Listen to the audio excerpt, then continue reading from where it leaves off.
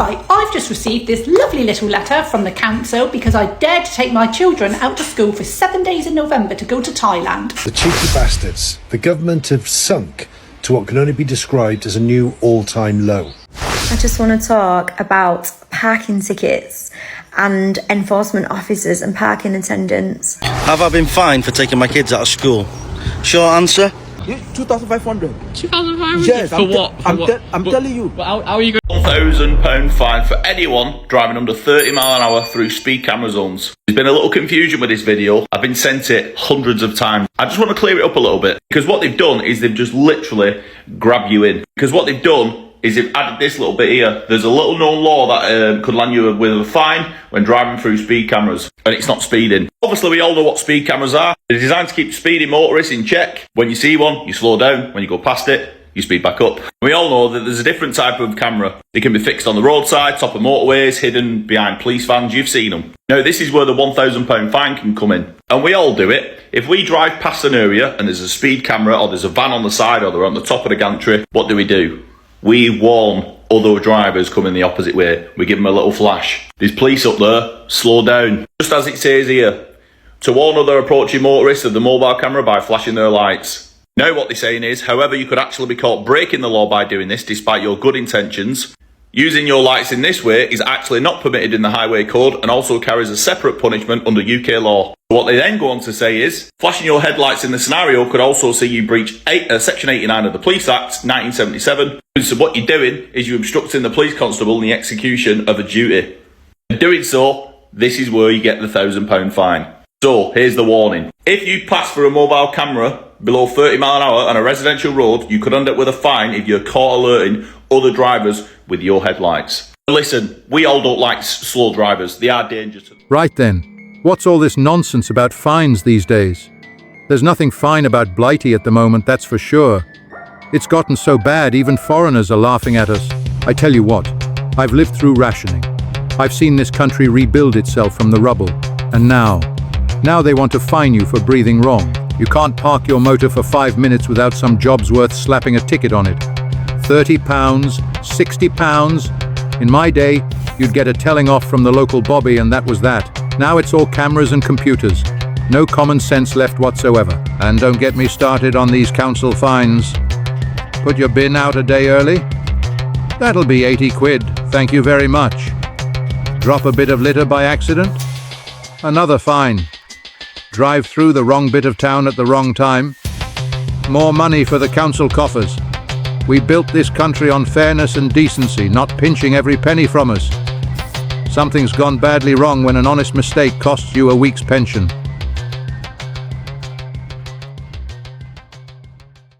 Right, I've just received this lovely little letter from the council because I dared to take my children out to school for 7 days in November to go to Thailand.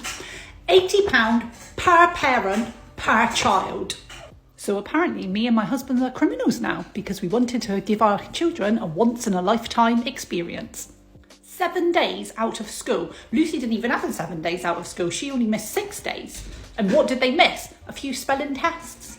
Some worksheets about rocks. Brilliant.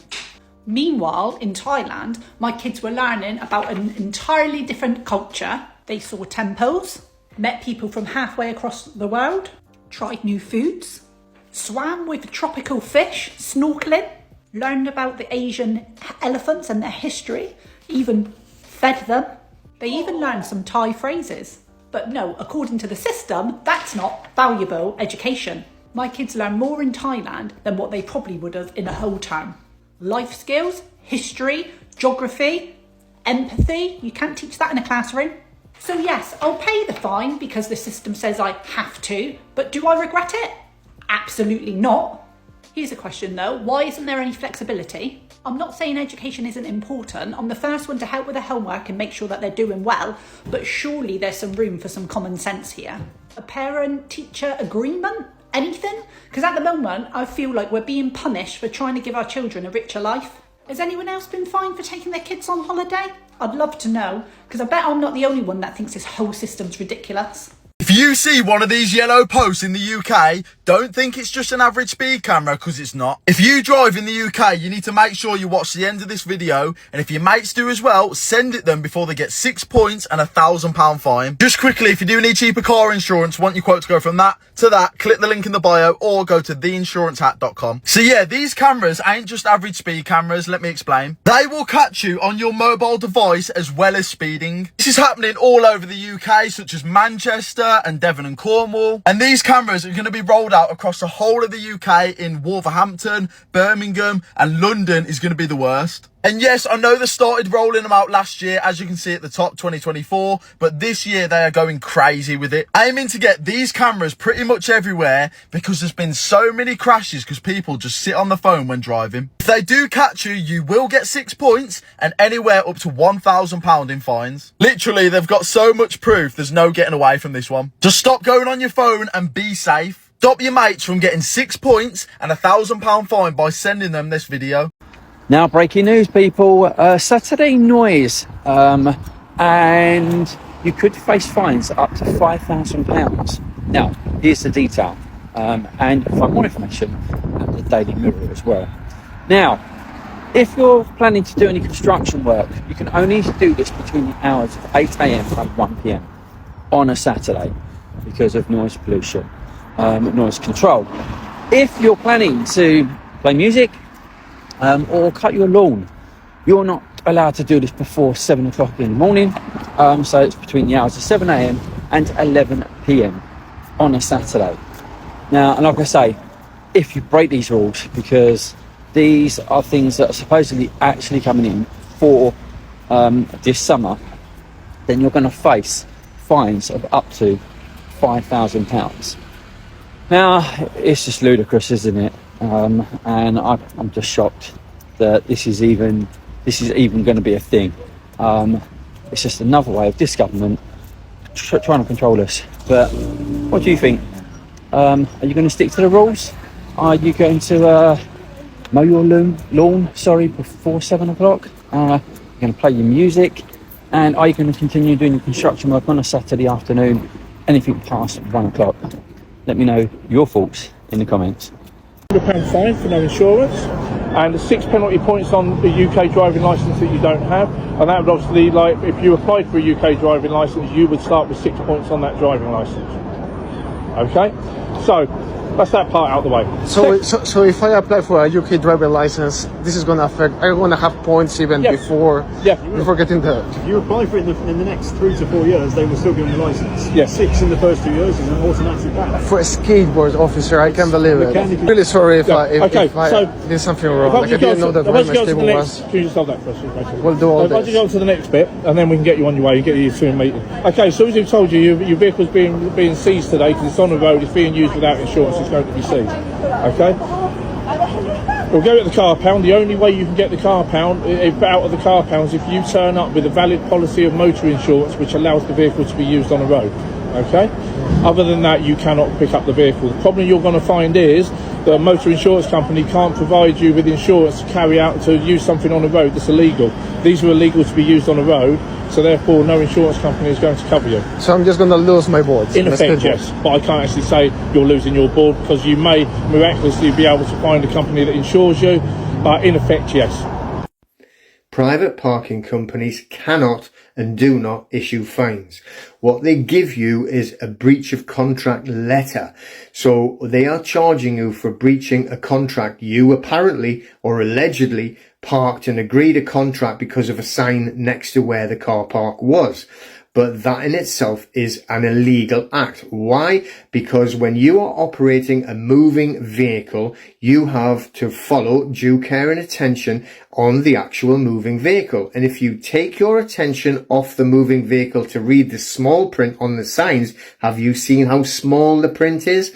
And you actually have to give, it's supposed to be an offer and an acceptance of a contract.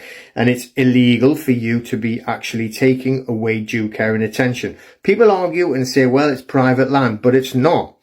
because, well, it is private land, but it's not private in that sense because there's no lock gates. The public has full access on and off the land, and we have case law to prove it as well, which is the DPP versus Robertson 2003, because when you're on a road, Traffic Act applies when it is in a car park, because drivers must maintain, I'm reading it off on here, at all times, even on private property, it has got to come under section 192 of the Road Traffic Act 1988, due care and attention.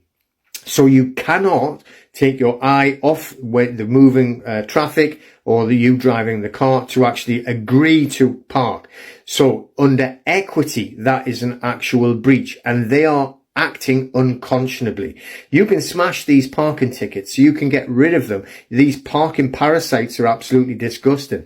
Get into our group. You can go and see it on school.com. Click the link in the bio or in the description, or you can send me a message. Get rid of all these horrible parking tickets, right? Because they are not fines. They are simply a letter giving you a charge for a breach of contract that you legally can never, ever have been part of.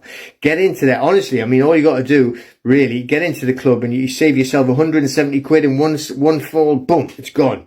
All right. These horrendous ones, it's like £60 as soon as you're a minute over, goes up to 170, and then DCBL legal come along, and the next thing it's £300-500, and they're clamping your car. All right. You can stop it all. And you just got to know how to do it using statute, GDPR and equity. So get into the group and we can actually help you do it. The cheeky bastards. The government have sunk to what can only be described as a new all-time low. They've deflected attention from their total incompetence when it comes to stopping thousands of illegal immigrants crossing the channel every month. They've decided to fine one of our hard-working haulage firms. Listen to this. Ed Rogers, the boss of EM Rogers Limited, has blasted the fine and revealed how his drivers have been hospitalised coming back through Calais. He also told how, compared to the number of dinghies crossing the channel, they're doing a pretty good job of stopping stowaways. His driver went through the scanners on the French side of the border in Calais, and when they came to the English side, which is still in France, they found 6 illegal immigrants hiding in the trailer. At the end of the day, these are just normal guys going about their work. They're not border force agents or security agents. Yet the British government have fined the firm £66,000 and the driver £36,000. They're diligent, they check their vehicles, they go above and beyond. They've got security systems in place to make sure everything's as secure as it possibly can be. In fact, they've only had 2 incidents in 7,500 crossings. If you compare that to the number of dinghies crossing the channel, they're doing a bloody good job. The government should be ashamed of themselves, imposing fines like this on the company and the driver who are bringing essential supplies back into our country.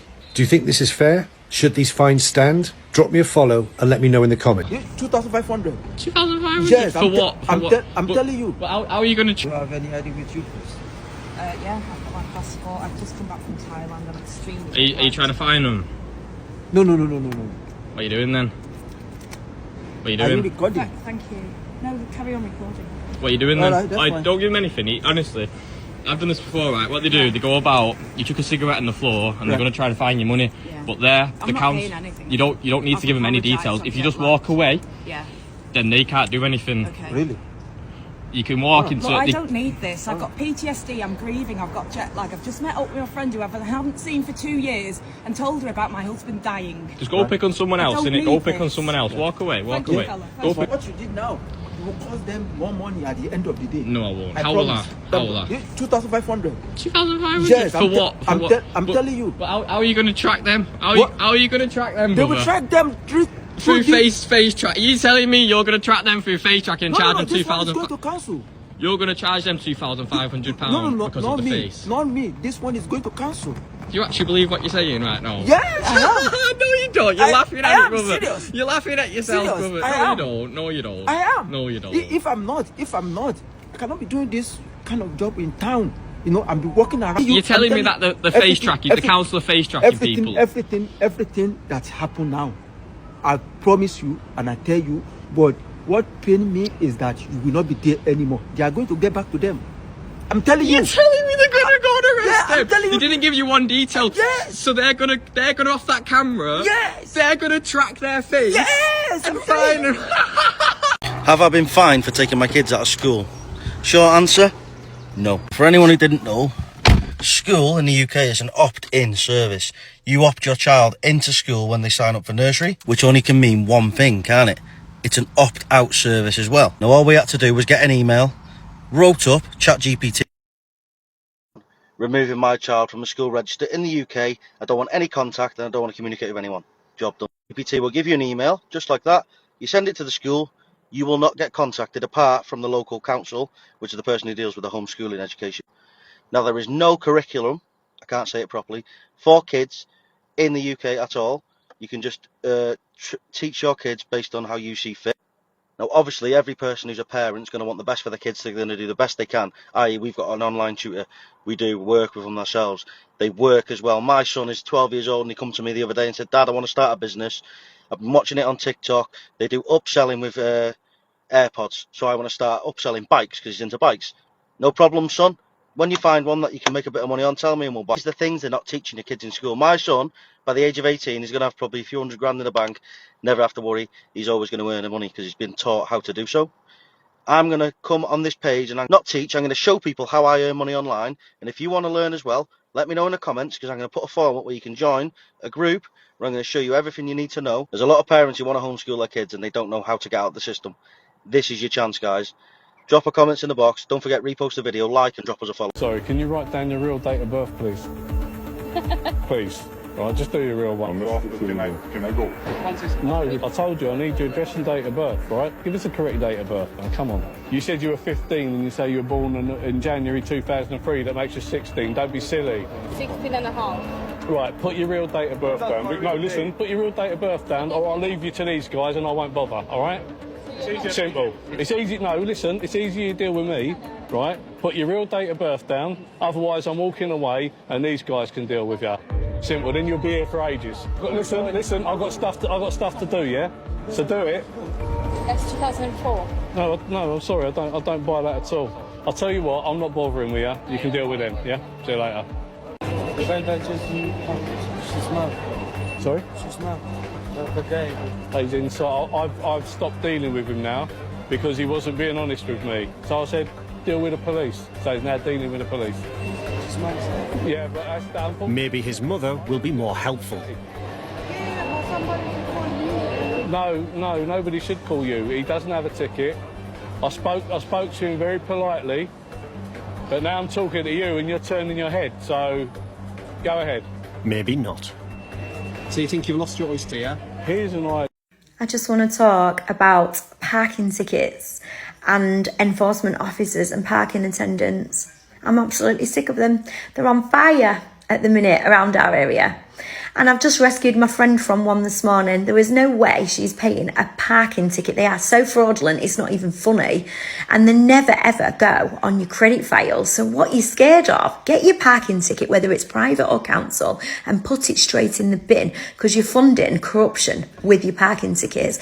And they're out in force at the minute because they're trying to draw back loads of money at the UK government. So the speeding fines and ULEZ and parking fine tickets are out in force. Stop paying them and funding them and know your rights.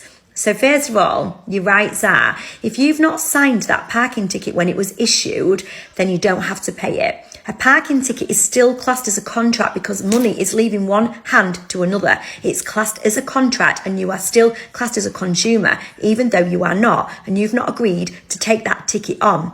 So you're telling me that you're going to get fined £155 or £125, whatever, or £75, whatever the standard fee is, for parking, say, 25 minutes longer in a half an hour area.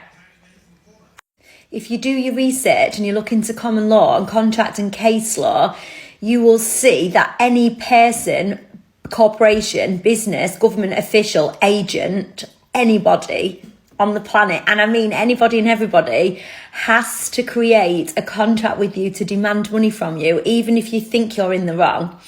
So you know when they're putting all these fees out, or if you park on a double yellow, you will get fined. If you go over a certain limit, you're going to get fined and stuff like this. Fines are only applicable if you've committed a crime. And speeding it isn't actually a crime, but if you do hurt or injure somebody or property or anything like that in the process, then obviously then you've committed a crime. These legislations are put in place for safety measures. They're not there to fine you, they're there for safety and for you to do as you're told in respect of other people and to keep other people safe as you are. However, when it comes to actually being fined and you haven't actually technically done anything wrong. So when you're parking in a car park and it's gone over the time, what are you actually doing wrong? Are you hitting anybody? Are you injuring anybody? Are you actually hurting anybody at all by your car being parked on a parking space longer than it should do? No. So when the little enforcement agents come, because they all seem to be very small people, like they are in Grimsby, they're really small, they're like dragons, and they come and they find you and they fly after you and they're at you and they really think they've got this massive ego and they really think they've got power over you and they really think they're amazing when they're issuing you the ticket and they're looking at you and they're puffing their chest out and they're putting their hands on their hips and they really are feeling and really feel amazing, don't they, when they give you that ticket. All you've got to say is, you've signed it, you've now got to pay it. If you took that parking attendant to court and it went to court and you hadn't signed that parking ticket to agree to pay the fine, she or he would have to pay it under common law jurisdiction. Yeah. So the government has obviously made us believe that we have to live a certain way under a certain regimented rules, and we don't. We never did. We never did. And it's all about money and power. So because the government are trying to claim back loads of money at the moment, parking attendants are out in force. I know this video is not very professional, but watch it anyway, because this is what you need to do when you get a parking fine. Little tip, this is what you do with these. Are you ready? Where's the nearest bin? Where we go. Right guys, this is what you do with parking tickets, especially council ones and private parking ones. Parking tickets cannot go on your credit file at all, so what you're scared of, get them in the fucking bin. Sometimes you just need to pay the fine. Let me tell you what I mean. In the UK, it's actually so easy to get a CCJ. That private parking fine that you've had, ignore the letters, bam, CCJ. The dispute with the phone company you've had at one of your rental properties, ignore the letters, bam, CCJ. Someone can literally go on gov.uk, register a claim, and if you don't respond, you guessed it, bam, CCJ. The impact of all of this is, for the sake of that £60 parking ticket, or whatever it is, a CCJ being registered stays on your file for 6 years and can impact your chances of getting a mortgage, or at least one with decent interest rates. I'm not saying you have to accept being screwed over, but sometimes you have to apply that bigger picture thinking. There we have it. Sometimes, in my humble opinion, you have to swallow your pride, get the fine paid, and grow your property portfolio. Council fines people for drying clothes outside. Hanging your clothes outside could now cost you a £50 fine. This just in from Manchester. Several UK councils have quietly rolled out a new fine policy, banning residents from drying their laundry outdoors in public view. Yes, you heard that right. If you hang your clothes on a balcony, fence, or shared garden, you could now face a £50 penalty. The official reason? To maintain the area's visual standards. But for ordinary citizens, this feels like pure discrimination against the poor. One single mum said, "I don't have a dryer. Sunlight is free. Now even that's a problem?" And the outrage is spreading. Mark my words. This isn't the Britain I fought for. Right, I'm off this YouTube for now. I will see you all in the next video. Cheerio.